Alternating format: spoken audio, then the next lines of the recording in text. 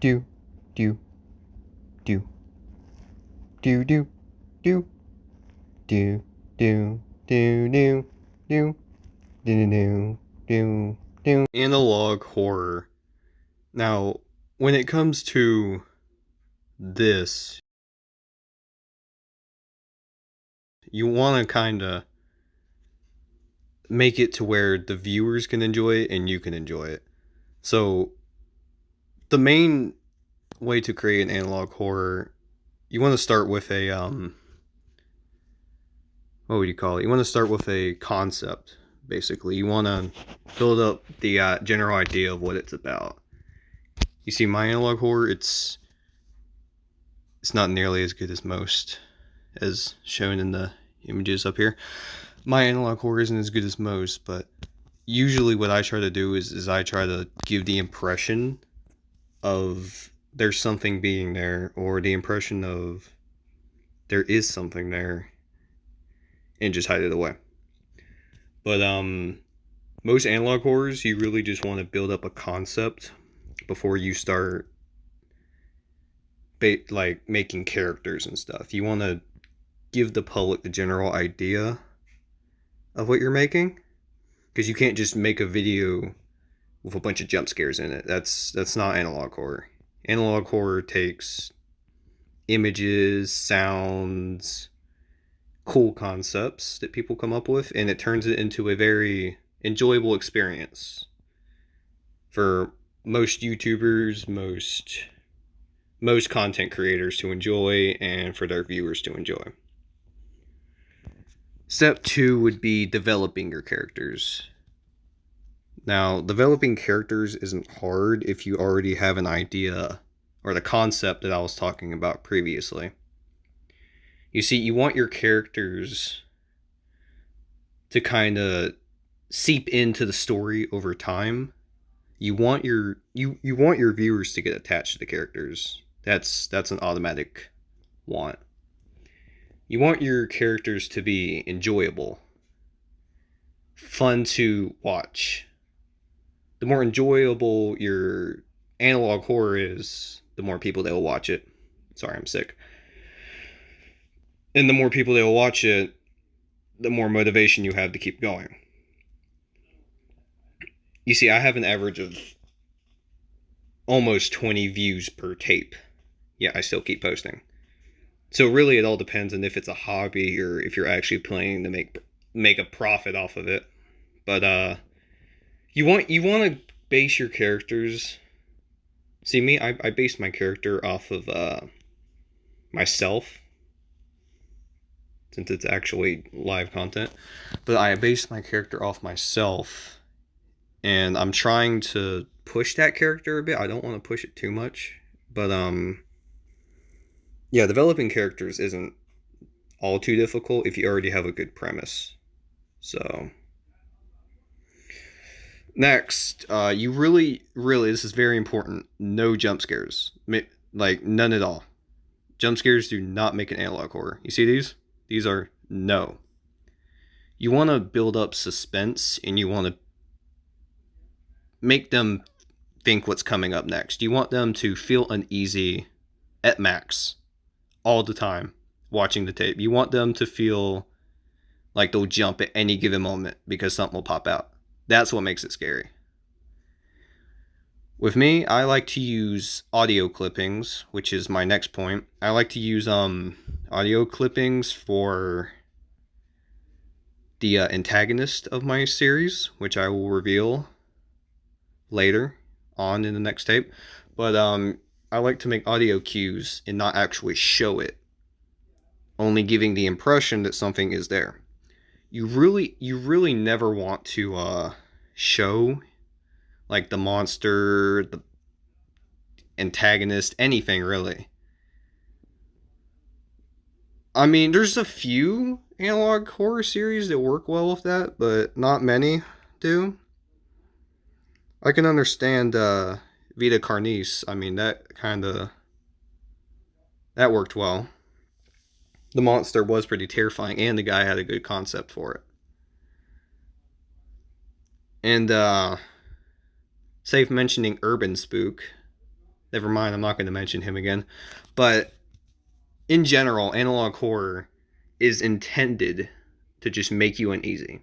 You could go into any editor software you have right now, slap on the VHS filter and the VHS sound effect, and just put an image of a child, and it'll make some people uneasy. It's not very hard. You just have to approach it the right way. And the next step I would like to address is development. Now, analog horror is known for being slow paced. Sometimes it's fast paced, it all depends, but it's mostly a slow paced concept. And what this does is it basically gives you the impression that there's more to come from each tape. You watch a tape, you get your feelings, and then you want more answers. And then the next tape, you get your feelings, but then there's more questions to be answered. You want to keep continuing it until it eventually becomes a cycle of, oh, I gotta keep watching these to catch up with the lore. So, I feel like the last step to developing a analog horror would be it would probably be just the climax of one. You don't want to leave a analog horror on a cliffhanger. Never do that ever. You always want to have some sort of fitting conclusion.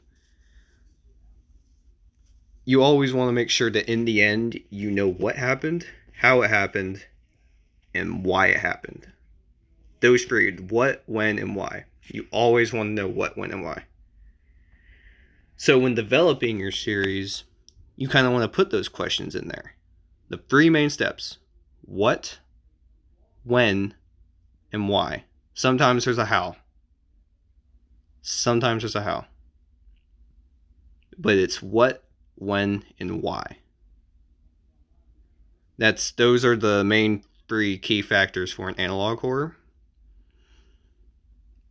And I feel like really anyone can make one. It's not that hard. You can make one right now and probably get hundreds of views, unlike me. But yeah, you could probably get hundreds of views from making one. I feel like it's a good way to express yourself in a way. You get to make these cool little horror videos and have people enjoy them. And then you get to look back at your work. Now I'm going to talk about how I made mine. I am no 3D animator, and I am no animator in general. So everything you see in there is recorded out in my neighborhood. But I do plan on getting a team of animators in the future so that my content won't be as bland. So to start in analog horror, I made an introductory video. If you haven't seen it, check it out. I made an introductory video. Now, an introductory video for an analog horror would consist of one of two things. Either straight to the point of what it's about, or you give details as to what it's about. Like, you give certain details as to what the whole idea and definition of your series is. For example, my series, it's if you weren't aware, it's about a parasitic plant-like organism that will basically eat you from the inside and use your body to kill other people. It's simple, straight to the point. It's really that simple. Your first tape always wants to be thorough, though. No matter how you make it, you always want it to be thorough. The second tape. Yes, the second tape. The second tape is a very good way to continue your series. You can either mention the past tape, or you can start a whole new premise and lead up to the past tape. I've noticed most analog horrors will like to do prequels to their first tape. And I've noticed some like to start on their first tape. It doesn't matter as long as there's a good overall story for each one. So, yeah.